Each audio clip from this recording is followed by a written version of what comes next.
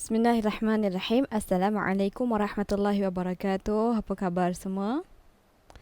Sihat Alhamdulillah, Ma'alimah pun sihat. Jadi hari ini sebelum kita mulakan kelas, jom kita baca doa dulu. Okey, Imam Al-Ghazali, hari ini hari Rabu. Kita dah masuk bulan yang baru, bulan terakhir untuk tahun 2021. Hari ini tanggal 1 Disember 2021, hari Rabu. Jadi kita akan sambung kelas akhlak kita. Okey, kalau kamu boleh tengok gambar ini, gambar orang, tim, pasukan ya, pasukan yang tengah kumpul semangat untuk main apa ni, baju ni? Yes, basketball basketball. So kita berkaitan dengan basketball ni, sukan lah. Jadi bila sukan mesti kena main. Jadi apa yang kita nak belajar hari ini ialah pelajaran 3, adab ketika bermain, dan ini adalah ulang kaji, dan kamu boleh buka buku teks muka surat 26 hingga 27. Okey, buka dulu buku teks 26, 27. Okey, jom kita tengok objektif pembelajaran kita. InsyaAllah di akhir nanti murid dapat menyatakan 2 adab sebelum, 2 adab semasa dan 2 adab selepas bermain. Okey, kamu akan tahu apa adab-adab ketika bermain. Okey. Kedua, mengklasifikasikan 2 adab sebelum, 2 adab semasa, 2 adab selepas bermain. Jadi yang pertama kamu boleh sebut dan kamu boleh klasifikasikan. Klasifikasikan maksudnya kelaskan. Okey, yang ni adab sebelum ke, semasa ke, selepas main. Kalau adab ni duduk mana? Itu. Macam tu. Boleh? Okey. Jadi sebelum kita tengok adab-adab dia, jom kita tengok dulu apa erti bermain. Pengertian bermain. Iman, fokus. Okey. Bermain ialah aktiviti yang menggunakan anggota fizikal untuk mengeluarkan peluh dan mencerdaskan kesihatan. Okey, jadi bila kita bermain adalah satu aktiviti. Aktiviti menggunakan fizikal. Fizikal tu apa? Badan kita. Okey, kita guna badan kita. Biasanya guna tangan, guna kaki, guna pinggul dan sebagainya supaya kita dapat mengeluarkan peluh. Nak bagi sihat ni. Nak bagi sihat, kena keluarkan peluh. Kebiasaannya, aktiviti ini dijalankan pada waktu petang dan hari cuti bagi mengisi masa lapang.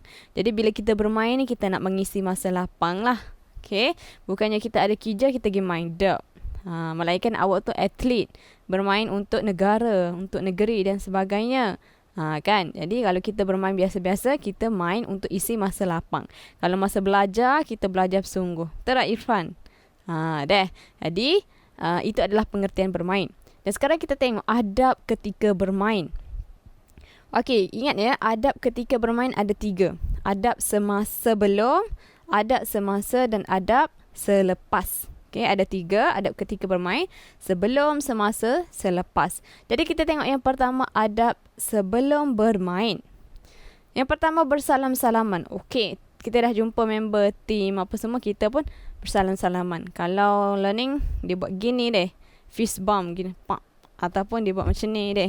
Nak jaga penjarakan. Okay. Yang kedua, mematuhi peraturan permainan. Kena faham dulu apa peraturan permainan. Ya. Dan yang ketiga, memastikan alat permainan selamat digunakan. Check dulu alat permainan tu. Ni ikut dia. Ambil je boleh main. Lepas tu tiba-tiba masa main, punah, rosak. Salah siapa? Salah kita. Jadi sebelum guna, kita check dulu. Okey, itu antara adab sebelum bermain. Boleh? 3. Okey, semasa pula. Yang pertama, menutup aurat. Tutup aurat. Kalau lelaki ni biasanya bermain ni, tolonglah tutup lutut. Jangan pakai seluar pendek yang tutup lutut sikit-sikit ya. Sebab bila kita main, kita lasak. Dia boleh menampakkan lutut kita. Dah, jadi kalau boleh pakai 3 suku bawah, pertengahan antara lutut dengan kaki pun tak apa dah. Kalau tak pakai luar panjang. Dah, at least tutup lutut awak. Okey, yang perempuan pula jangan pakai pakaian yang ketat. Okey, tudung labuh daripada dada. Dah, menutupi dada dan sebagainya. Okey, kena tutup aurat. Yang kedua, mengawal emosi. Masa kita main ni, jangan duduk balah-balah. Kawal emosi. Dah, jangan marah-marah orang. Relax lah, biasalah kita nak bermain, bersukan bersama-sama. Seterusnya, semangat kesukanan. Kena ada rasa semangat. Kalau kita bermain dengan tim, bukan bermain seorang-seorang, kita adalah pasukan, kita kena tunjuklah kita boleh bermain bersama dengan orang sebagai satu pasukan. Dan bekerja samalah. Dah. Kalau kita nak menang, kita tak boleh menang seorang. Kalau awak main bola sepak contohnya, awak je nak sepak bola. Tak boleh lah sebab awak ada tim. Jadi kena bekerjasama. Awak pas bola ke dia, dia pas bola ke awak. Boleh? Amir boleh? Okey. Itu semasa.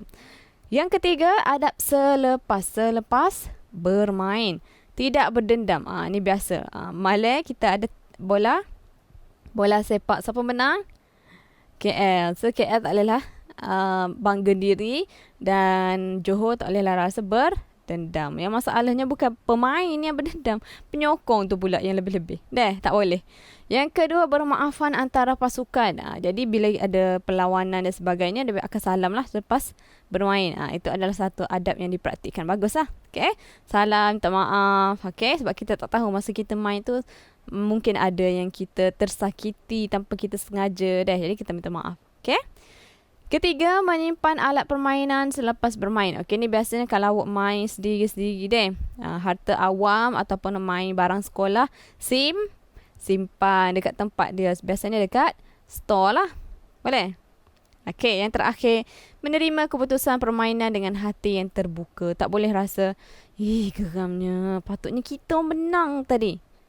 Tak ada. Sebab kita dah rasa tenang, kita dah terima benda tu. Okay? Sebab kalau ada pengadil, dia dah boleh bagi keputusan yang adil lah. Okay? Nama dia dah pengadil. Okay? Okay, itu sahaja hari ini kita nak belajar berkaitan dengan adab ketika bermain. Kita dah tahu maksud bermain, pengertian bermain, dan kita dah tahu adab ketika bermain. Okay? 3 perkara sebelum, semasa dan selepas bermain. Jadi sebagai tugasan, Maklimah ada bagi link quizzes dekat grup. So, kamu perlu jawab soalan di pautan diberikan. Link tu pautan lah. Bahasa Melayunya pautan. Tekan pautan tu, tekan link tu dan jawab soalan quizzes. Okay? Boleh? Alright. So, untuk tugasan ni, insyaAllah Maklimah akan semaklah data daripada quizzes. Kalau kamu tak hantar pun tak apa. Okay? Pastikan jawab. Dan itu sahaja. Terima kasih semua. Kita tangguh kelas kita dengan surah Al-As. Assalamualaikum warahmatullahi wabarakatuh.